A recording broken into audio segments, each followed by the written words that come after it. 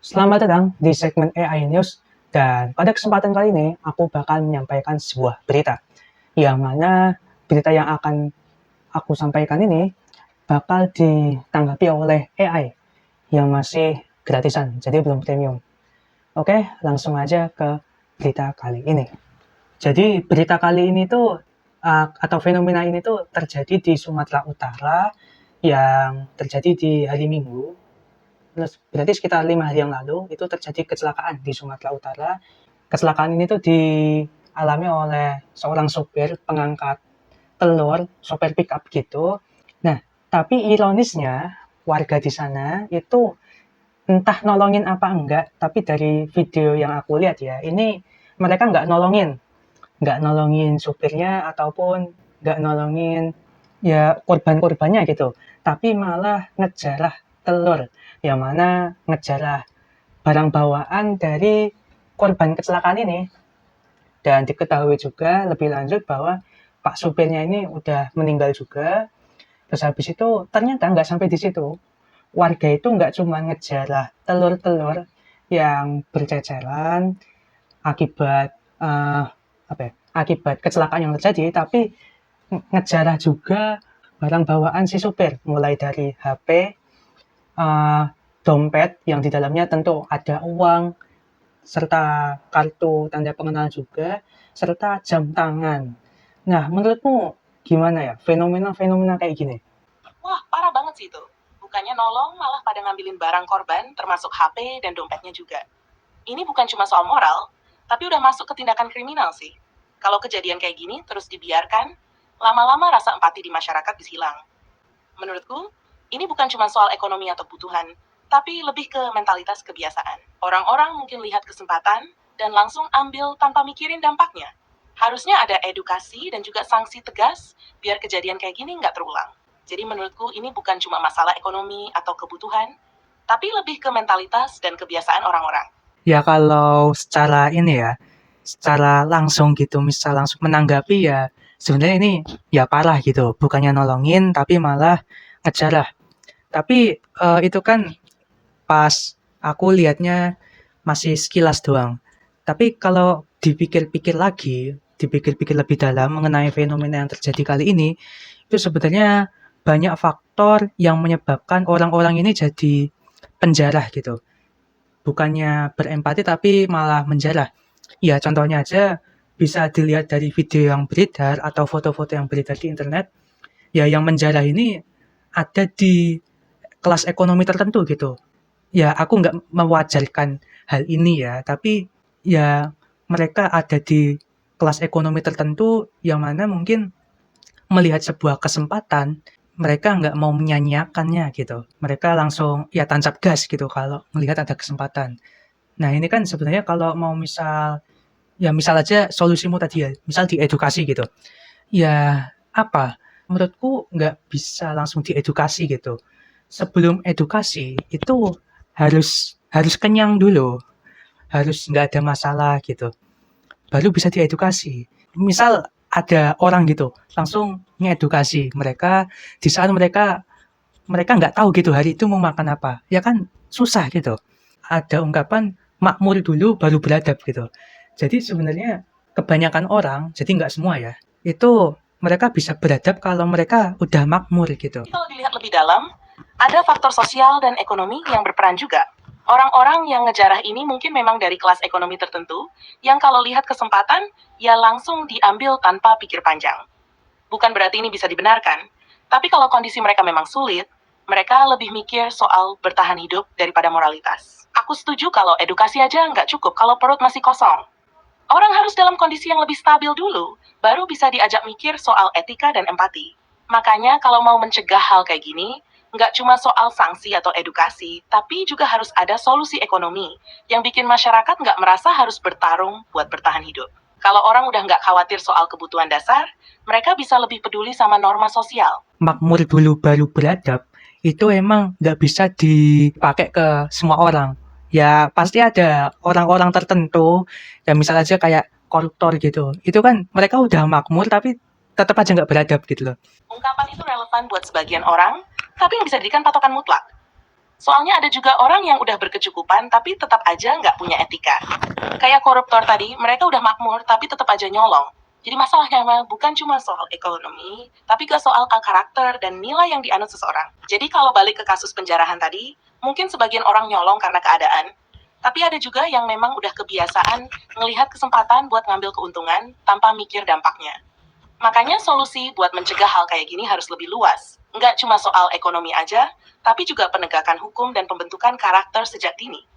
Menurutmu ada solusi lain nggak biar kejadian kayak gini nggak jadi budaya?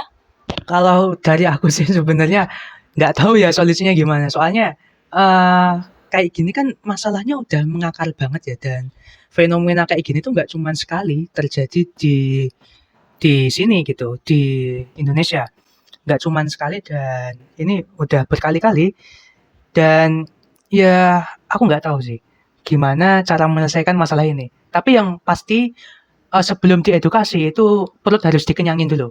Jadi buat ya apa ya, pemerintah di daerah sana harus ya menyejahterakan mereka terlebih dahulu, baru bisa tuh dimasukin edukasi-edukasi terkait etika, moral, ya serta ya ini kan masuk kewarganegaraan ya, bagaimana cara menjadi kewarganegaraan yang baik. Baru bisa dimasukin tuh ilmu-ilmu begitu kalau misal mereka udah nggak mikir lagi buat makan tuh harus kayak gimana. Dan mensejahterakannya juga menurutku nggak bisa kalau langsung dikasih bansos langsung gitu, nggak bisa. Jadi harus dikasih disejahterakannya itu dikasih dalam bentuk kerjaan. Jadi dikasih pancingnya, dikasih kail pancingnya, baru mereka bisa cari ikannya. Jangan langsung dikasih ikannya. Karena kalau misal dikasih ikannya langsung atau dikasih bansos langsung, dikasih uang langsung, itu bukannya berusaha, malah nantinya mental malas yang akan tercipta daripada berusaha.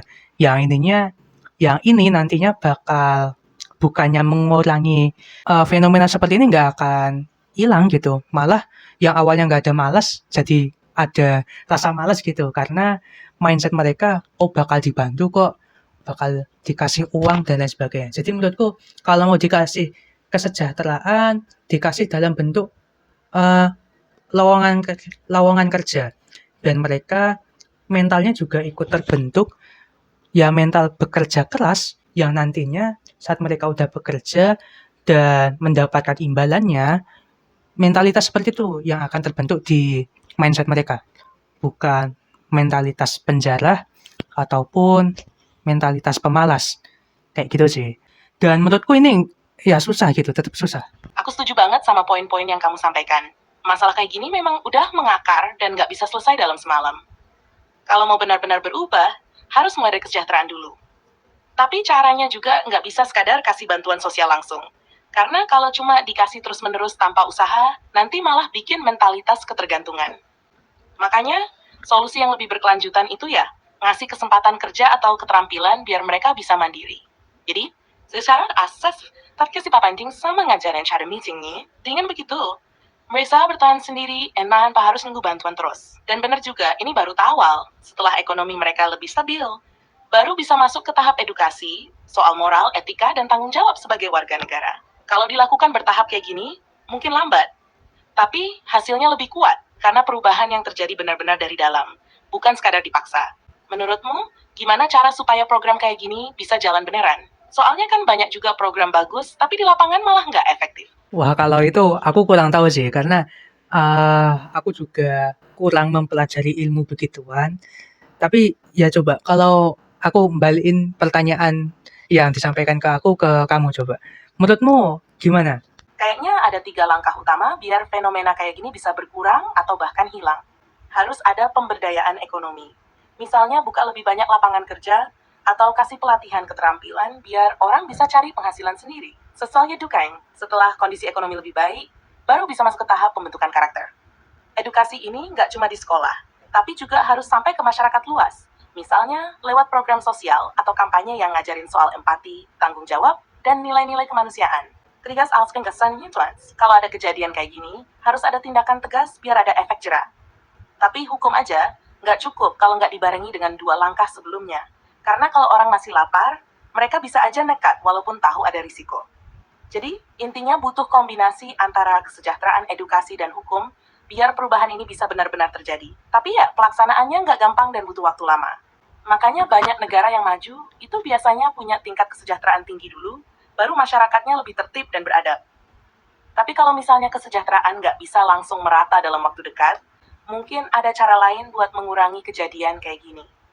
Misalnya, peran komunitas atau tokoh masyarakat yang bisa ngasih pengaruh positif, kayak ulama, pemuka adat, atau orang di daerah itu.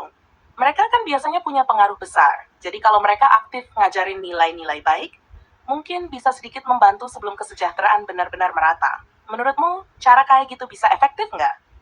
Ya, menurutku kayak gitu bisa, tapi nggak bisa diterapkan ke semua individu. Ya, karena individu ya beda-beda sih. Tapi menurutku tetap eh, awalnya tuh kesejahteraan dulu deh. Soalnya kalau ya walaupun ada ya orang-orang yang mungkin masih belum apa ya, masih di kelas ekonomi tertentu, mereka beradabnya luar biasa dan etikanya juga luar biasa. Tentu ada orang-orang yang seperti itu. Ya, betul juga deh. Ada aja orang yang tetap punya moral tinggi, walaupun hidupnya susah, tapi jumlahnya nggak banyak. Kalau mayoritas masih struggling buat bertahan hidup, ya wajar kalau nilai-nilai kayak empati dan kepedulian jadi nomor sekian. Jadi intinya tetap balik kesejahteraan dulu. Tapi ya, masalahnya ngebangun kesejahteraan itu kan butuh waktu lama. Coba di sini kan aku masih mahasiswa ya. Mahasiswa umur 19 tahun yang nggak ada yang belum ada value-nya, yang masih Iya, warga paham maksudnya. warga Sekarang posisimu masih mahasiswa. Jadi ngomongin solusi besar, mungkin terasa kayak di awang-awang. Tapi kalau dipikir-pikir, perubahan kan nggak selalu harus dari level tinggi kayak pemerintah atau organisasi besar. Bisa juga dari lingkup kecil, kayak komunitas atau lingkungan sekitar. menurutmu aku bisa ngelakuin apa biar kejadian-kejadian ini tuh nggak terulang gitu? Ya walaupun apa ya, nggak mungkin bisa langsung hilang fenomena-fenomena kayak gini, karena fenomena kayak gini udah kayak mengakar banget. Ya setidaknya ngebantu lah. Gimana biar ini tuh bisa diminimalisir seenggaknya oleh aku gitu. Aku yang masih mahasiswa, yang masih belum ada value, yang masih warga biasa, gimana caranya biar meminimalisir fenomena-fenomena kayak gini. Ya, aku paham sih, ini topik berat dan kayak nggak ada solusi instan. Tapi kalau dari posisimu sebagai mahasiswa, ada beberapa hal kecil yang mungkin bisa bantu meminimalisir mentalitas kayak gini. Pertama, lewat diskusi kayak gini aja udah langkah bagus. Kamu bisa ngajak teman-teman buat ngobrolin hal-hal kayak gini, biar makin banyak orang yang sadar kalau ini masalah serius. Kadang orang tuh nggak sadar kalau sesuatu itu salah, sampai ada yang ngajak mikir bareng. Kedua, kamu aktif di komunitas atau organisasi, bisa coba bikin kegiatan yang ngajarin empati.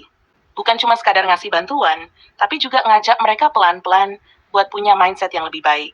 Ketiga, kalau kamu punya akses ke media sosial, bisa juga pakai itu menyebarkan pemikiran yang lebih baik. Bukan dengan cara nyalahin atau marah-marah, tapi kasih perspektif yang bikin orang mikir. Intinya sih, kamu nggak perlu langsung bikin perubahan besar. Tapi dari lingkup kecil, dari cara berpikir, diskusi, dan aksi kecil, itu udah bisa di langkah awal buat meminimalisir kejadian kayak gini. Oke, sekarang aku mau ngebahas bukan fenomena menjarahnya, tapi apa ya, sifat sifat kemanusiaan mereka gitu. Sebenarnya kan kalau menjarahnya tadi, fenomena menjarahnya tadi kan udah sedikit banyak udah kita bahas gitu, bahwa ya mungkin aja beberapa orang itu melakukan penjarahan itu karena mereka masih belum makmur gitu, masih ada di kelas ekonomi tertentu. Nah, di sini aku mau coba nyampein fakta lagi bahwa sebenarnya mayoritas masyarakat Indonesia itu ya dari nilai-nilainya juga yang dianut itu ada yang namanya gotong royong. Nah, dari gotong royong sendiri itu kan ya dari namanya juga gotong royong, mereka rukun ya kayak hidup bersama-sama gitu loh. Jadi nggak individualisme. Mereka hidup secara saling bantu-membantu dan mereka selalu apa ya, mayoritas berkelompok gitu. Dan dari penjarahan ini juga mereka melakukannya secara berkelompok. Nah, menurutmu mindset berkelompok seperti ini itu kan kalau aku lihatnya ya, ini nggak mungkin jarang ditemui di beberapa negara lainnya. Misal kayak Amerika, yang mana ya di sana jelas individualis banget. Atau mungkin negara-negara kayak Singapura atau Jepang, itu kayaknya individualis semua gitu orang-orangnya. Dan makanya banyak yang bunuh diri juga, kebanyakan negara-negara yang masyarakatnya individualisme. Nah, di Indonesia kan nggak individualisme ya, mereka gotong royong dan mayoritas berkelompok gitu. Mau itu melakukan hal kebaikan berkelompok, melakukan hal keburukan seperti menjarah kayak gini juga berkelompok. Nah, menurutmu gimana? Mentalitas seperti itu tuh akarnya tuh kayak gimana sih? Kenapa bisa terbentuk? Mentalitas berkelompok kayak gini tuh akarnya bisa dilihat dari sejarah dan budaya Indonesia sendiri. Dari dulu, masyarakat kita lebih banyak hidup dalam sistem komunal, kayak di desa-desa yang kehidupannya memang saling bergantung satu sama lain. Gotong royong itu muncul karena kebutuhan buat bertahan hidup bareng-bareng. Jadi, kebiasaan untuk melakukan sesuatu secara kolektif itu udah mendarah daging. Kalau dibandingin sama negara yang lebih individualis kayak Amerika atau Jepang, mereka dari dulu lebih banyak berkembang di lingkungan yang menuntut kemandirian. Sementara di Jepang, tekanan sosial buat mandiri dan sukses itu tinggi banget. Nah, di Indonesia, persamaan ini bisa jadi kekuatan atau kelemahan. Tergantung situasi. Dalam hal positif, kita bisa lihat pas ada bencana, orang-orang gotong royong bantu korban. Tapi dalam hal negatif, kalau satu orang mulai melakukan sesuatu yang salah dan dianggap normal dalam kelompoknya, yang lain bisa ikut-ikutan, termasuk dalam kasus penjarahan. Ada istilahnya herd mentality atau mentalitas kawanan, di mana individu cenderung ikut mayoritas tanpa banyak mikir. Jadi akar dari mentalitas ini adalah budaya gotong royong yang kuat, tapi dalam beberapa kondisi malah bisa dimanfaatkan buat hal negatif kalau lingkungannya nggak mendukung nilai-nilai yang benar. Oke, kamu bisa kasih contoh lainnya nggak yang menyebabkan adanya perbedaan tiap-tiap individu, yang mana mindset mereka itu ada yang individualis, ada yang komunal, ada yang berkelompok. Apa ya, faktor-faktor apa aja yang menyebabkan hal itu bisa terjadi? Berbedanya mindset seperti itu. Kan kita sama-sama manusia ya. Apa beda geografi atau beda sejarah? Kalau misal dari sejarah, ya pada awalnya kan kita ini ya sama-sama masih primitif gitu ya. Bukannya kalau sama-sama masih primitif itu eh, komunalnya erat, berkelompoknya juga kuat gitu. Misal di Jepang mesti dulu ya apa ya, mesti masih primitif juga, nggak mungkin langsung maju gitu, langsung individualis. Mereka ada masa-masanya juga bertindak layaknya sebuah kawanan, hidup secara berkelompok. Tapi kenapa sekarang mereka individualis gitu? Dan di sisi lain, kenapa Indonesia itu masih selalu gotong royong dan masih selalu berkelompok? Mindset komunalnya tidak berubah dari dulu hingga sekarang. Itu faktor-faktor kayak gitu yang mempengaruhinya tuh apa aja gitu?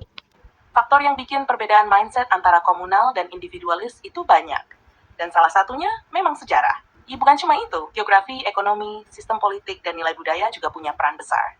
Misalnya kalau kita lihat dari sisi geografi, Jepang itu negara kepulauan yang punya banyak daerah pegunungan, wilayah yang sempit, dan sumber daya terbatas bikin orang Jepang harus mandiri dan efisien dalam bekerja.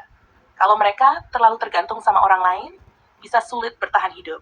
Itu yang bikin budaya disiplin dan tanggung jawab individu jadi kuat. Sementara Indonesia punya sumber daya alam yang lebih melimpah, tanahnya subur, dan iklimnya lebih bersahabat. Ini bikin masyarakatnya nggak harus berjuang sendiri-sendiri buat bertahan. Jadi gotong royong lebih bertahan lama. Jepang dan negara-negara barat misalnya punya sistem ekonomi yang menekankan persaingan dan produktivitas individu.